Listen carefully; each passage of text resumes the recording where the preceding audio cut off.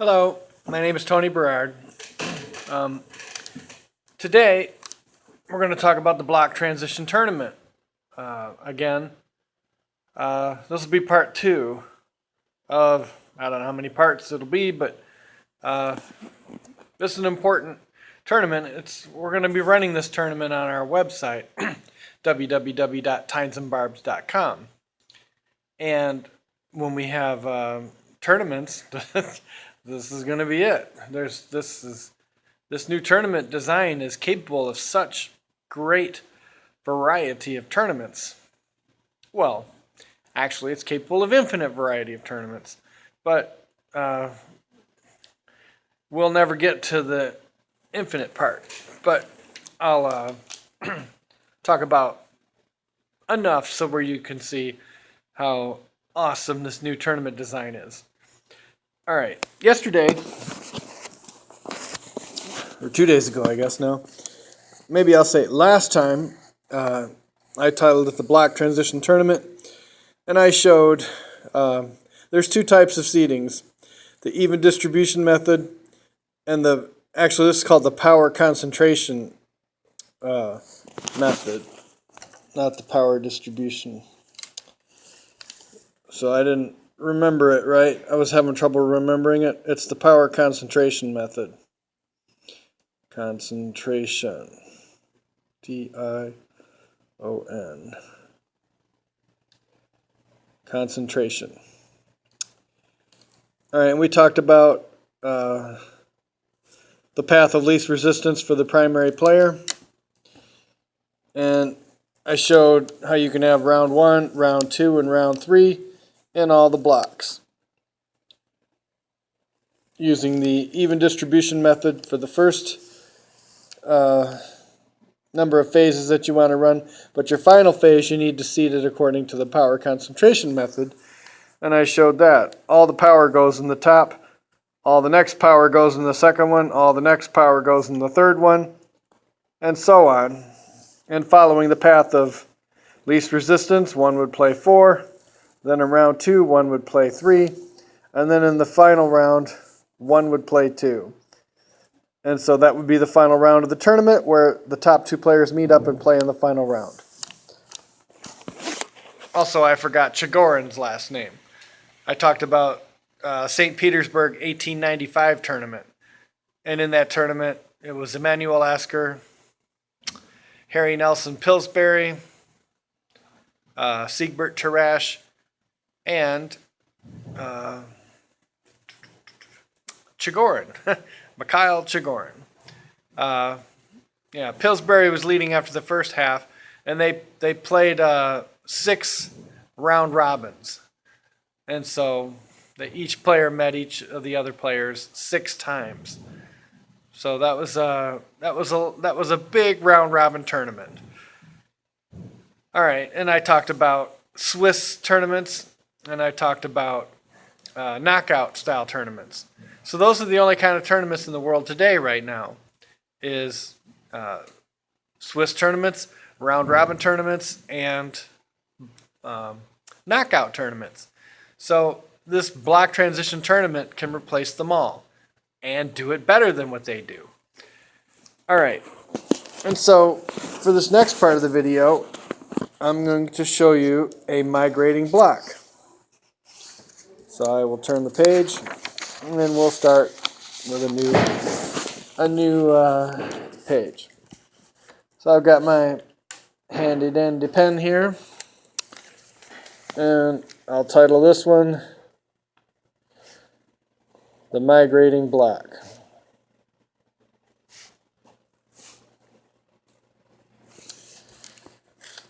Any size block can be a migrating block, but typically I'll use a 2 block for a migrating block.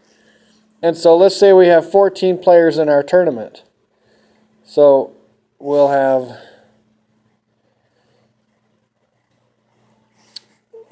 3 4 blocks and a single 2 block. So 4 players, 4 players, 4 players, 2 players. And so if we're going to seed this, we seed this according to the even distribution method. So 1, 2, 3, 4. These are the primary players. Then 5, 6, 7.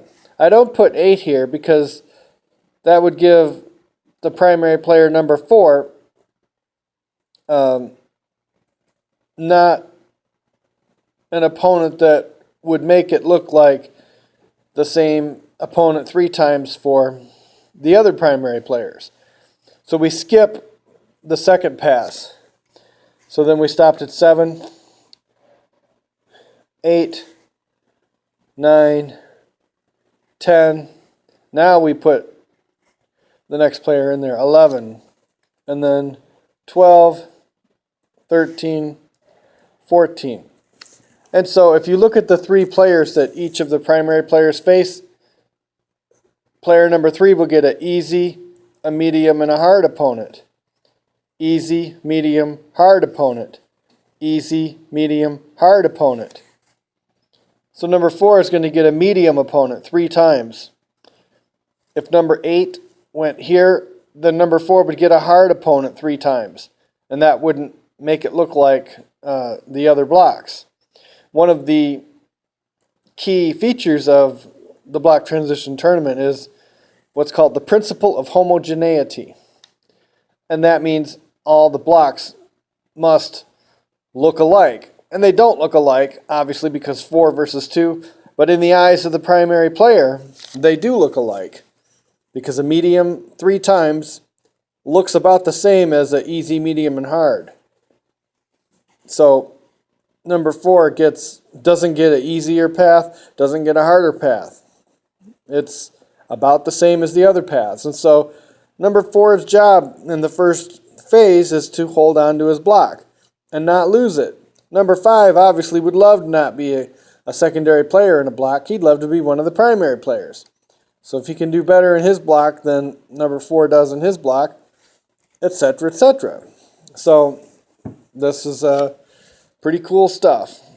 All right, so the first round, 1 would play 12, 5 would play 8, 2 would play 13, 6 would play 9, 3 would play 14, 7 would play 10, and 4 would play 11.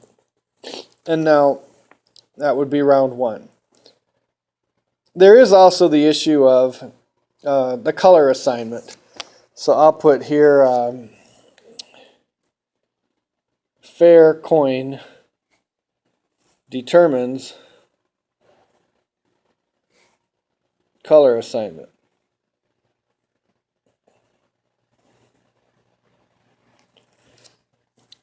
And the fair coin is used when you have 2 players who meet up who have had the advantage the same number of times. And so let's say player A meets up with player B, and they've each had 3 times as white if they're playing chess. And so white is the advantage in chess. In all of my board games, white is the person assigned to have the advantage. Of course, I have balanced the games, and so neither player really has an advantage, but we'll just say, for the purposes of the argument, the player who goes first, not necessarily with the advantage. And so you would want to make sure all the players go first the same number of times. And so you would use the fair coin idea in situations where that occurs. And so when 1 is playing 12, we look at how many times in the tournament so far 1 has had white and 12 has had white. If they've had white the same number of times, then you use a fair coin to determine who gets white. In this repeating block, you do that for the first game only.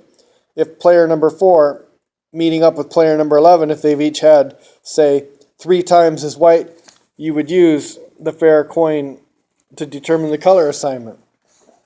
And these 2 players are going to play each other 3 times. And so after the first meeting, the second meeting will flip the colors. And then the third meeting, we'll flip the colors again. So only the first round of this 2-block will we use the fair coin if we use it. After that, they will strictly alternate colors. All right, so then round 2 will, so this is round 1. This will be round 2. And something nice is going to happen here. We're going to move the migrating block. No, we're not. Not until player 4 has to play player 11 3 times. So that has to be like that. And so we keep this the same. 8, 12, 2, 6, 9, 13, 3, 7, 10, 14, 4, 11. So then, so the next harder player, or the next easier player, I guess the next harder player, would be 1 would play 8. That would mean 5 plays 12. 2 plays 9, 6 plays 13, 3 plays 10, 7 plays 14, and 4 still plays 11. And then there's one more round, round 3.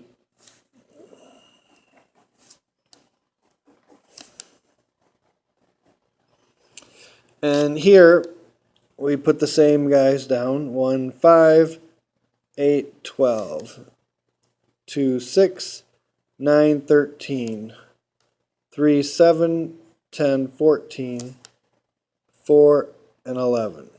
That's a 14. All right, so then the final phase, or the final round in this phase, would be 1 plays 5. That would mean 8 plays 12, 2 plays 6, 9 plays 13, 3 plays 7, 10 plays 14, and 4 plays 11. And so that's round 3. And you would repeat this process as many times as you wanted, but after each phase, you move the 2 block up 1 block. So let's say, so we're going to go to the second phase. So the blocks will come like this, and then here there's the 2 block. And so the 2 block moved up 1 spot. And so now we use the even distribution method. So 1, 2, 3, 4, 5, 6, skip that, 7. And then 8, 9, 10, 11, 12, 13, 14. So here's what the blocks look like for the second phase. And in the first go around, 1 would play 12, 5 would play 8, 2 plays 13, 6 plays 9, 3 plays 10, 4 plays 14, 7 plays 11. Now when 1 plays 12, 1 might not be the player that number 1 was here. And 12 might not be the same either. They might be different people. Because after this phase is over with, we re-rank them. In the last video, I talked about the P0 scores and the G scores. Those are measurements from my rating system, the performance rating algorithm and tournament app. I have placed that book on Amazon. If you look for it, the performance rating algorithm and tournament app, you will find that book.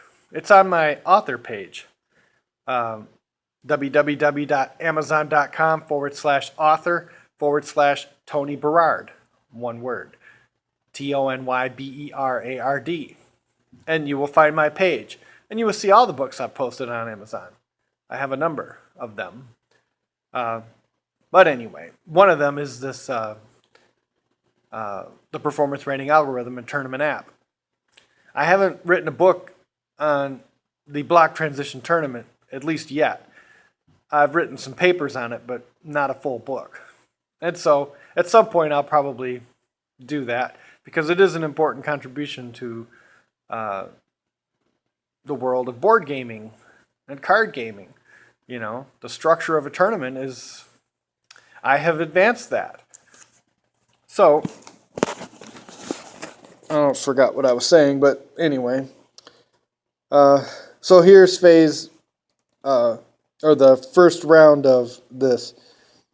And you would do 2 more rounds, and the bars would look like this and like that. And so then, the next phase, after you re-rank them and reseed them, you move the 2 block up again. So now the 2 block will be here.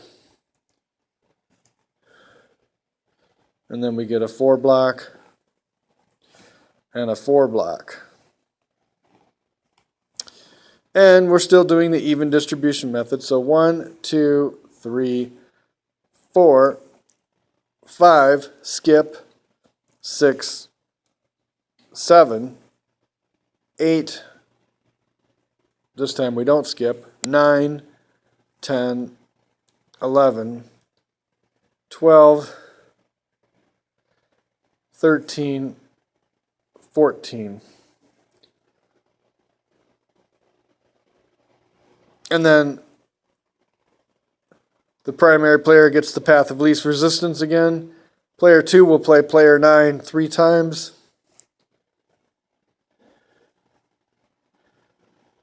And this will cycle through 3 times, where 2 plays 9 each time. And then the 2 block, the migrating 2 block, will move up again. This time it'll be in the top spot. After all 3 rounds were played of that phase, then we get this.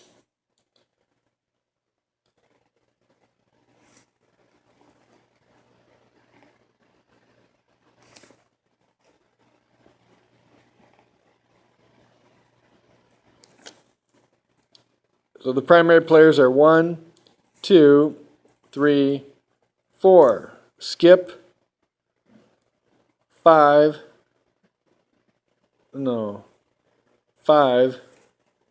6, 7. Don't skip. So 8, then 9,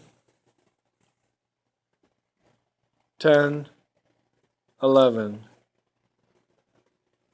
12, 13, 14.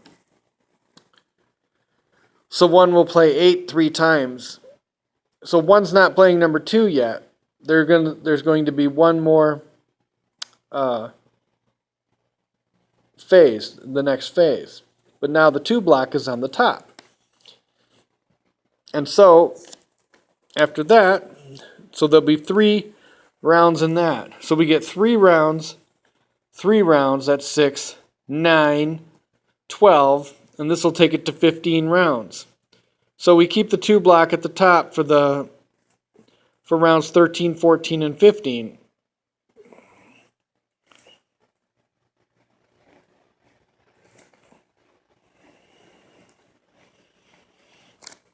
And so we do this time we do the power concentration method. So 1 will play 2, 3, 4, 5, 6, so we don't do the skipping thing. The power concentration says now, the top block gets the top 2 players. So 3, 4, 5, 6, 7, 8, 9, 10, 11, 12, 13, 14. And so 1 would play 2, like so.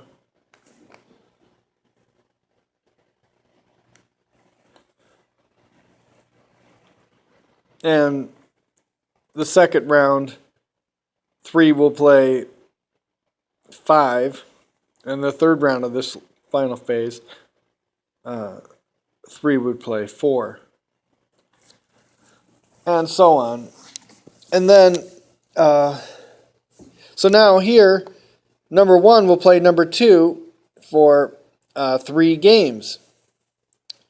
Oh, there's a rule.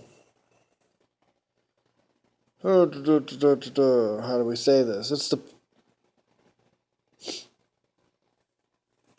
It's called the player swap rule. The player swap rule.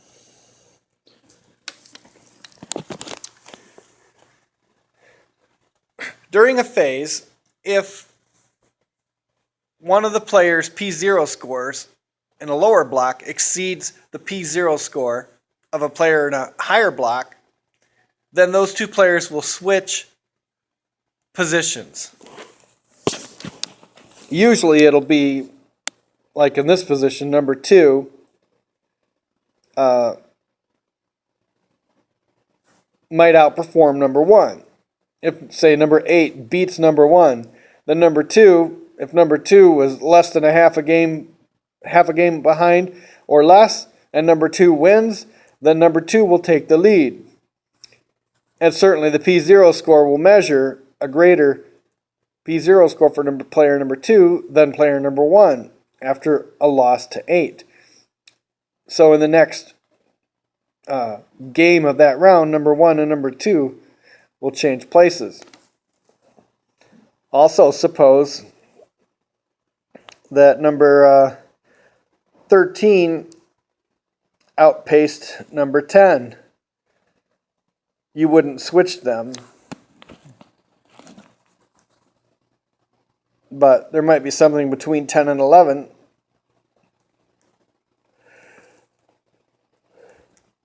Or 13 and 12. So if the players are in different blocks and the P0 score has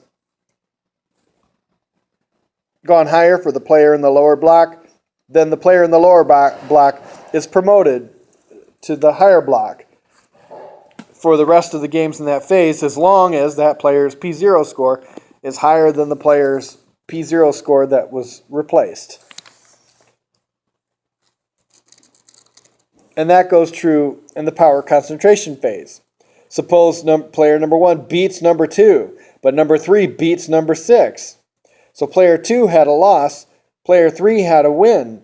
If player 3's P0 score exceeds player 2's after that, then player 3 becomes player 2 for the last 2 games of that block.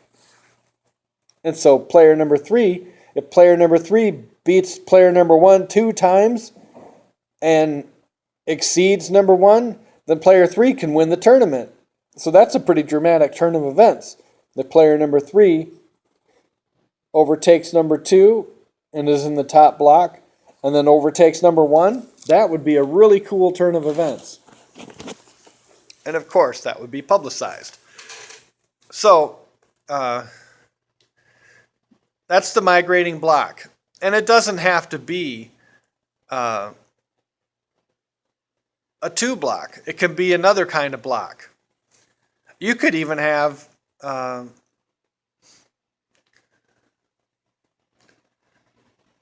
a pair of blocks that are migrating. I've experimented with some 3 blocks that are migrating. It's theoretical until we start running some actual tournaments, but but this migrating block idea is a way to get the top 2 players to meet each other in the final 3 rounds of a tournament. And that is a pretty big idea, because then number 1 and number 2 are duking it out for longer, and that the public would really love that, to see these top 2 players fighting it out. If going into the last 3 rounds, if player 2 is behind player 1 by 1 game and player 2 beats number 1, then they're tied in games. And then for the last 2 games, maybe player 2 beats number 1 and then player 1 beats number 2 in the final game. And then they get a tie. I mean, just the drama would be really exceeding what we have in today's tournaments. So this migrating block idea is a really big idea. And I need to talk about the fair coin for a moment. I'm almost out of time, but this is the fair coin.